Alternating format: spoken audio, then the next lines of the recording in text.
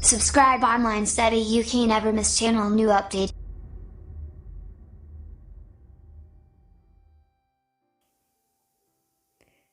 Hello दोस्तों, नमस्कार। स्वागत है आपका ऑनलाइन स्टडी यूके में। ऑनलाइन स्टडी यूके में हम सामान्य हिंदी के क्लासें शुरू कर रहे हैं, जिसमें व्याकरण से लेकर आपको सामान्य हिंदी की सारी क्लासें आपको मिलेंगी। तो क्लास पर डे एक क्लास हिंदी की होगी। तो आइए देखते हैं इसमें क्या क्या होगा। आज की क्लास में वर्णमाला अल्फ़ाबेट के बारे में जानेंगे और स्वर वोवेल्स के बारे में जानेंगे। ठीक है, अब हिंदी से डर नहीं लगेगा आपको। ठीक है, तो हम एक नए तरीके से आपको बताएंगे। तो आगे बढ़ने से पहले लाइक शेयर सब्सक्राइब हमारे चैनल को ज़रूर कर दें, वीडियो को शेयर कर दें ज़्यादा से ज़्यादा। ठीक है, और अंत तक वीडियो देखें, आपको ज़रूर लाभ मिलेगा। और आइए बढ़ते हैं आगे को। वर्णमाला अल्फ़ाबेट्स। अल्फ़ाबेट होते हैं, वर्णमाला का अर्थ है। ठीक है, जो वर्णमाला का अर्थ है प्रकार, जो भाषा की सबसे छोटी इकाई होती है। ठीक है, वर्णमाला।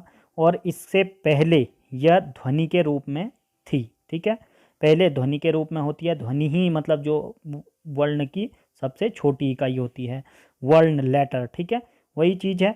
भाषा की सबसे छोटी इकाई ध्वनि है और ध्वनि को वर्ण कहते हैं।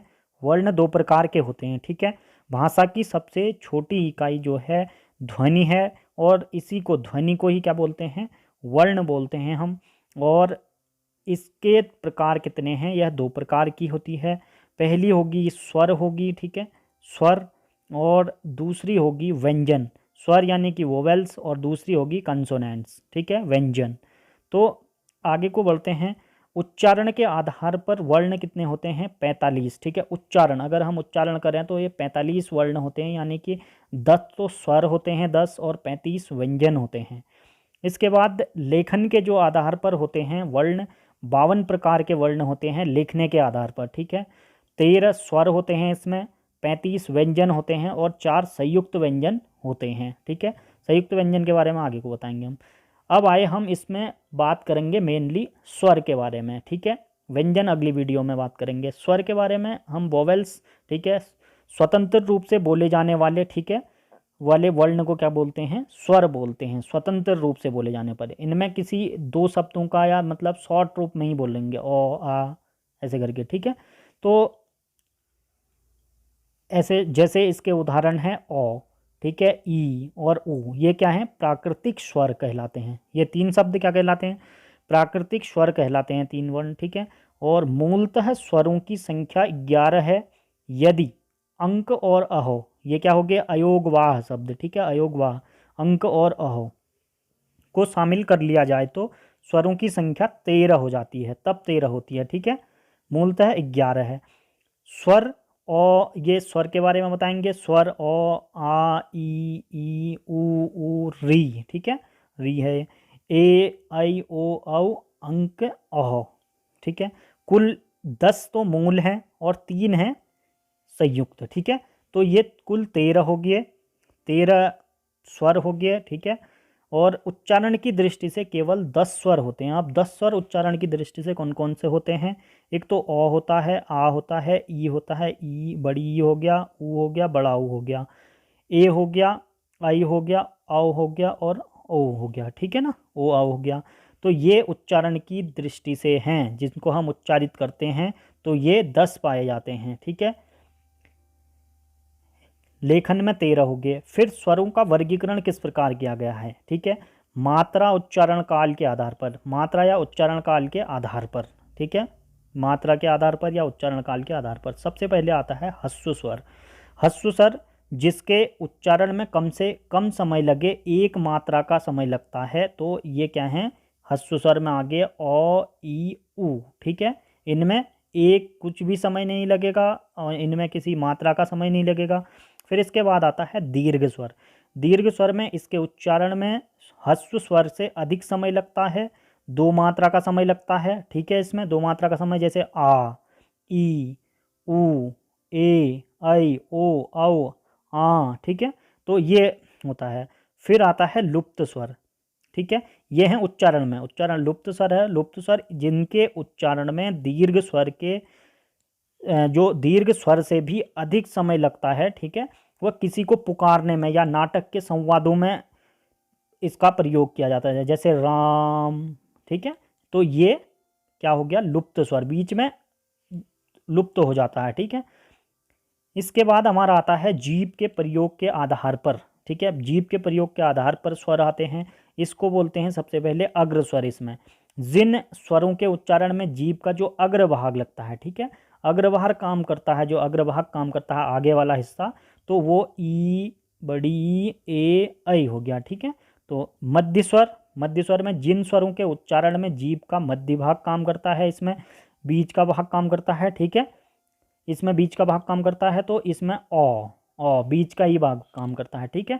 पश्च स्वर, पश्च स्वर में जिन स्वरों के उच्चारण में जीभ का पश्चिम भाग काम करता है वो कहलाते हैं आ, ऊ, ओ, औ, आ, ठीक है।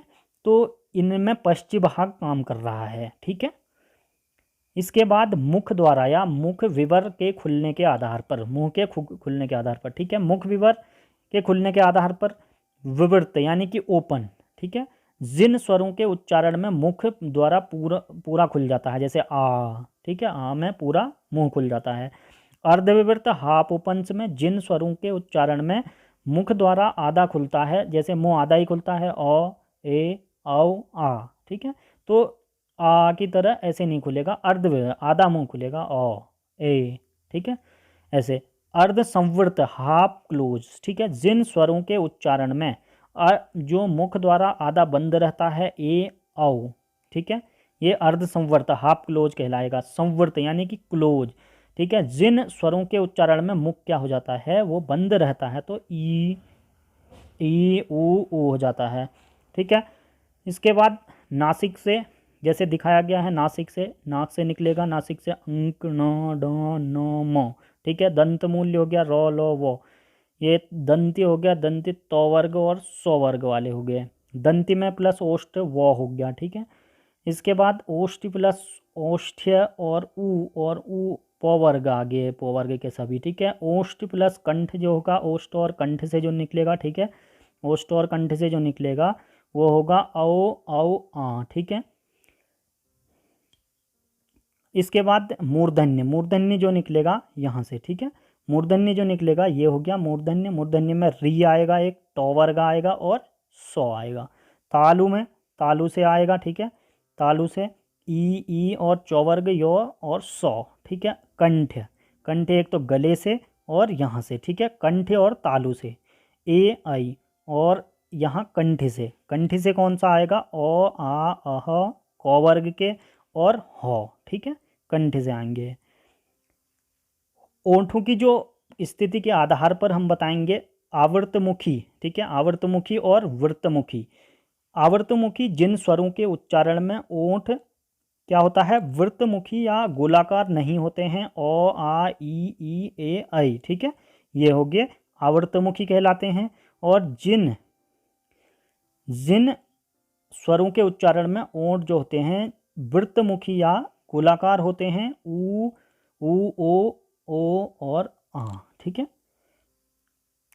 अब है पांचवें नंबर में हवा के नाक व मुंह से निकलने के आधार पर, ठीक है, हवा के नाक और मुंह से निकलने के आधार पर होता है निरनुनासिक या मौखिक स्वर। जिन स्वरों के उच्चारण में हवा केवल मुंह से निकलती है, ओ, आ, ई, ठीक है, मुंह के द्वारा हवा निकलती है, तो ये कहलाते हैं निरनुनासिक या मौखिक स्वर कहलाते हैं।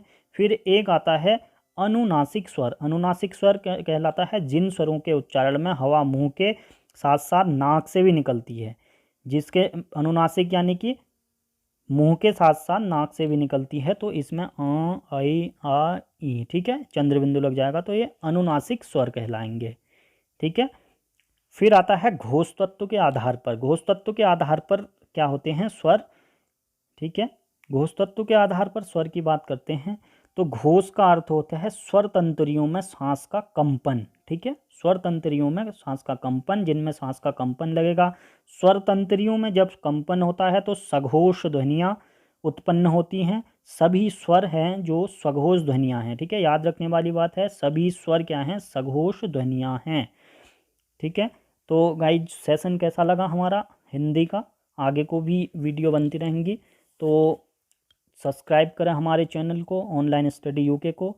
और वीडियो देखने के लिए धन्यवाद। जय हिंद, जय भारत।